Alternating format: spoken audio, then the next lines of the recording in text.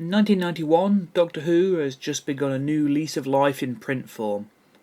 Following the cancellation of the show after season 26, Target editor Peter Darvill-Evans successfully managed to persuade the BBC and the Doctor Who production office to let Virgin Publishing create a series of new Doctor Who stories, picking up where the TV series left off.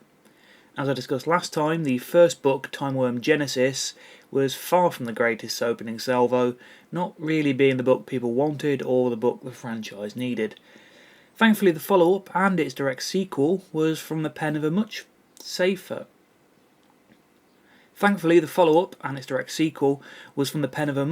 pair of hands, one-time Doctor Who script editor and writer of the majority of the show's Target novelisations, Terrance Dicks. So just how well did Uncle Terry do? This is the Library of St. John the Beheaded, a history of Doctor Who in prose. And today I'm looking at Timewyrm Exodus.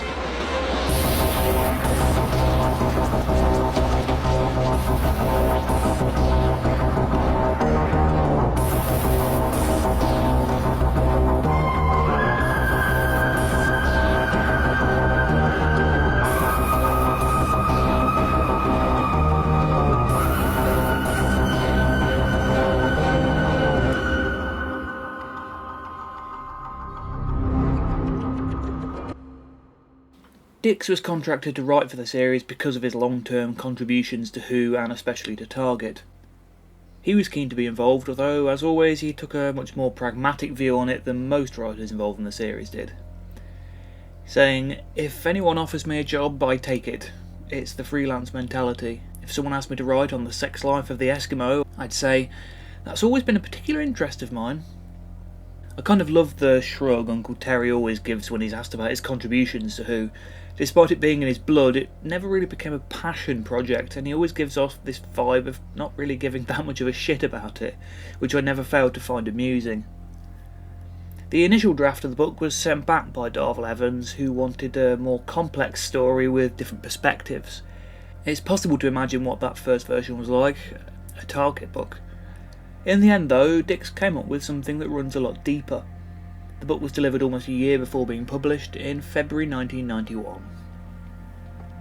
The prologue is, well, it's strikingly written. It's Dicks at his finest. It's a history of human conflict told from the bitter, enraged perspective of the Timewyrm. It also ends by locking her away for almost the entire book. It's almost as if he had absolutely zero interest in writing for something that Darvill-Evans and Peel had come up with. Exodus is a book in broadly 3 parts, set around the Second World War but barely taking part during the conflict itself. What if the Nazis won has become a frankly tedious starting point for science fiction. The Man in the High Castle was daring less than 20 years after the war. Since then the subject has popped up with seemingly increasing frequency. This book isn't even the last time the Doctor Who expanded universe would ask the question. But it does it with a surprisingly effective bluntness. The history itself is covered in a brief 2-paragraph summary from The 1,000-Year Reich by Joseph Goebbels at the start of the very first chapter, and then we're straight into the action. We get a slightly more detailed summary later, but Dicks isn't especially interested in telling that story. He's more interested in the cause and the consequences of the change. The Nazi-occupied Britain section is fantastic, probably the best bit of the book. Edward's on the throne, Oswald Mosley is Prime Minister. Lovable tea seller Harry Gold repeats positive slogans about the new regime with a dead-eyed stare. Thugs work for the British Free Corps, the British arm of the German Freikorps military police. They get away with abuses of power because it ends up making the Germans look good in contrast. The Doctor gets to react to the royal family's acceptance of the Nazi takeover with a brief outburst of, "I've never trusted those Windsors." Him showing a certain amount of anti-royal belief is refreshing in contrast with his common stance, although his description of Churchill as poor old Winston sits very slightly less well. Of course, it's a lot more common now to be critical of Churchill's, shall we say, questionable past than it was in 1991, and the Doctor does seem to choose to overlook this on a regular basis. But Dicks is clearly a bit of a Winston fan. He later wrote Players, a book covering Churchill's entire life for the BBC Past Doctor adventures. And that book subtly ties in with other themes from Exodus. The Doctor does an excellent job pretending to be the right Inspector General, using the tried and tested method of talking authoritatively and being treated as authority, helped by rather fortuitously being handed the identification documents by the real Inspector on his death. He also goes a little too far, actually let's be honest, it's Dicks going too far, in his description of the Doctor's kind of woman as big, blonde and bouncy. It's a rare glimpse into the future of Dicks's adult Who, which is chock full of bizarre and tonally inappropriate moments. Lieutenant Hemmings of the Freikorps is a delightfully horrid character, a genuinely hateable little shit who does his job with pride and pleasure. He could easily slide into comedy villain territory, but there's enough realism to him to make him really unsettling. Even the Doctor briefly considers he might just let Hemmings get shot. He does depart the book by walking into the TARDIS in a trance which feels kind of underwhelming, although his appearance and this ending was requested by Paul Cornell, who had plans for the character in a later book. Dicks and Cornell will go on to become good friends, despite their incredibly different writing styles. We get a few classic Who story beats. The Doctor and Ace are captured and quickly escape, the TARDIS disappears, the usual stuff, but otherwise it does head into more interesting territory, especially as the action then shifts back to the 1920s and then 1939. This part of the book is punctuated by moments from the perspective of unseen and unnamed characters who appear to be conducting experiments and are quite aware of who the Doctor is. This is also the start of what might be considered slightly dodgy territory. I mean, the Doctor helping Hitler to keep time on course makes sense, and trying to get information on what's going on similarly so, but the image of the Doctor being even slightly pally with Hitler just doesn't ever sit comfortably. And his reason for all this? He doesn't believe the driving forces behind the Nazi Party of the 20s and early 30s, Adolf especially, were capable of being as successful as they were, and he doesn't understand how they ended up making the Nazi Party such a force to be reckoned with. And given that we've already got the Timewyrm in Hitler's head, and some mysterious aliens experimenting on the warring parties here, it's obvious, even at a fairly early point, that we're heading into aliens did it territory. And while Dicks makes it clear that the Nazis were appalling human beings responsible for many atrocities, the inclusion of aliens at the driving seat at least partially negates the actions of the people who actually started the war. By placing the blame for the war at the feet of extraterrestrials, we can no longer blame Hitler, Goering, Himmler, Goebbels and their cohorts for it. Now this clearly isn't Dix's aim in the slightest, but it's a tonal awkwardness which sits very uncomfortably the more you think about it. I get the feeling the actual reasoning is to try and discredit the Nazis by portraying them as insane, inept idiots. And while there is some truth to be found in that, Hitler's own misjudgment can be blamed for many of Germany's mistakes later in the war, the reality is that they were extremely good at what they did, because they did it. They weren't just some fringe lunatics, they were intelligent, organised fascists who were 100% responsible for the deaths of many, many millions. Any attempt to displace that blame, no matter how well intentioned, only serves to disrespect those who died. And this is always the risk of writing fiction about real life situations. As I say, Dicks makes it very clear that he's in no way whatsoever a Nazi sympathiser. In 1939, the Doctor ingratiates himself with the Nazi heads of state on the verge of war.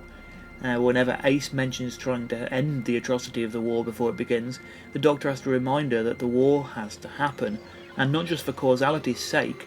He also points out that the war is what destroys the Nazi regime, which is actually a very good way of looking at it. We also get more than one mention of the broad range of people sent to concentration camps. The earlier scenes set in Nazi-occupied Britain are exceptionally bleak, and there's no end of mentions of them being evil. It's just unfortunate that having the alien intervention in the war, which is not inherently a bad idea for a story, it does make some unpleasant suggestions about the real world. The second half of the book begins with a quote from a fictional work about Nazi interwar politics, which falls into the common trap of suggesting that socialism was a part of Nazi ideology, despite the party always being opposed to left-wing economic policy. Also, Goebbels is written as a fairly lovable, almost courageous character, at odds with the slimier, sleazier portrayals of the other Nazi leaders, which is an odd choice. He wasn't exactly any better than them. Again, it's just little niggles that, when dealing with real history, can grow into larger irritations. The eventual reveal that it is in fact the warlords and the war chief is slightly disappointing. It's not the last time Dicks will write a sequel to a story he was heavily involved in. In fact, his entire Who expanded universe over exists in a world where it only references other stories he wrote or script edited. Here Ace is even healed by Dr. Solon's special Morbius lotion. I'm yet to work out whether this makes me laugh or cringe. The War Chief is given a gruesome and slightly credible manner of survival, an aborted regeneration that left him with a body of effectively crippled conjoined twins. But on the whole, this entire plan simply having been drawn up as a way of getting revenge on the Doctor feels unoriginal and a bit of a letdown. The fact that all of this wouldn't have been possible without Hitler's mind containing the Timewyrm feels very tacked on and almost entirely superfluous to the plot, other than to tie the book in with those surrounding it. If the Timewyrm subplot hadn't been written in, it would only take a couple of sentences to make that gap seamlessly covered up. When the book comes full circle at the end, with a 1951 running as it should, it's uplifting, but with a sting in the tail. Harry and the policeman might do a good job of getting rid of the thugs, as opposed to those thugs being Freikorps who get away with their abuse, but they're still there, and they're still anti-Semitic. It's a neat reminder that there are aspects of the Nazi mindset that we vilify, while handily ignoring that they were far from the only people in the world to hold their views. They just went a lot further in suppressing those people than anyone else. Jews, queer people, political radicals, travellers, these people still receive enormous amounts of hate to this day. There are a bunch of little details which don't work. The War Chief goes by the name of Dr. Kriegsleiter, which is German for Dr. War Chief, an alias even the Master would have considered below him. Even the Doctor notes that he should have worked it out. Ace, detester of fascists and racists, reacts to the news that the Nazis won World War II by saying she's hungry. When a man dies, her first thought is that it needs to be reported to the authorities. Her characterisation isn't as bad as in Genesis, but in some ways feels even less like Ace than that book's version. At least John Peel's version got it wrong, but in the right direction. We do get a very subtle hint of something to come in a couple of books' time. Dicks and Cornell did exchange a few notes on how their books would link, so it wouldn't surprise me if Ace's acknowledgement that her nosebleed was nothing compared to some of the things that happened to her in the school playground was an intentional bit of foreshadowing. The Doctor spends time in the custody of the Nazis and escapes, all the time holding important documents his captors completely failed to search and find. The Doctor doesn't need to twist the story to make them seem incompetent, although he does, as they're clearly doing as good a job of that as could be hoped.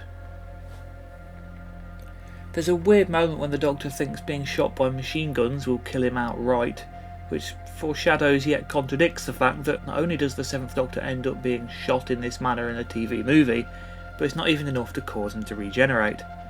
Obviously not Dix's fault, but it does stick out a lot in hindsight. Ace does manage to go through the whole book with her clothes on, although she's rather aggressively hit on by a couple of very unpleasant famous Nazi leaders. You win some, you lose some. As for Ishtar, the Timewyrm herself, she appears occasionally throughout the book, but it's not really her story. Only the second story and the entire series concept has gone out the window. And there's the weird fact of Adolf being spelt with an F in some places and a PH in others. Timewyrm Exodus is an uncomfortable read. It puts the Doctor in the unenviable position of having to side with the lesser of two evils.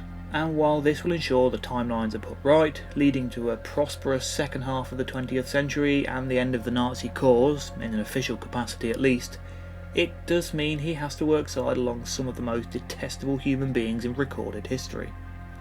It also allows for some disquieting moments where the Doctor fears he may be getting into the role far too much.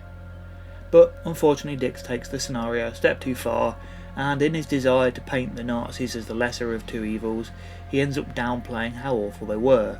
Not great when the atrocities were historical fact. If you can see past this though, and despite many of the small complaints I've made, it's a pretty good book. It's very well paced, the action sequences aren't dull in the way they so frequently are in some of the later books, the dialogue leaps off the page, the chapters have some lovely cliffhangers, and it's easy to see why Dicks was such a beloved writer. Sure, he's never going to win any literary awards, and there are plenty of little moments that make you wish Darvel Evans was a better editor, but as an exciting Doctor Who story it's really very good, and 1,000 times better than the previous novel. Of course there's also the issue of the Timewyrm, who feels like an afterthought here, which is precisely what she was. Maybe that'll be something that gets corrected next time. My favourite excerpts, just a couple of funny ones again this time. No One Expects the Reich's Inspector General is a very enjoyable Monty Python reference, and Ace could smell coffee and bacon, but could she trust Dalek catering? Made me laugh out loud. Overall, a very good book with a major flaw at the centre, but any improvement on the previous one is good. Next time, former Target editor Nigel Robinson arrives for Timewyrm Apocalypse. In the meantime, thank you for watching this video. Please let me know below what you thought of the book, and there are subscribe, like and share buttons you might also feel like pressing. And I'll see you for the next video very soon.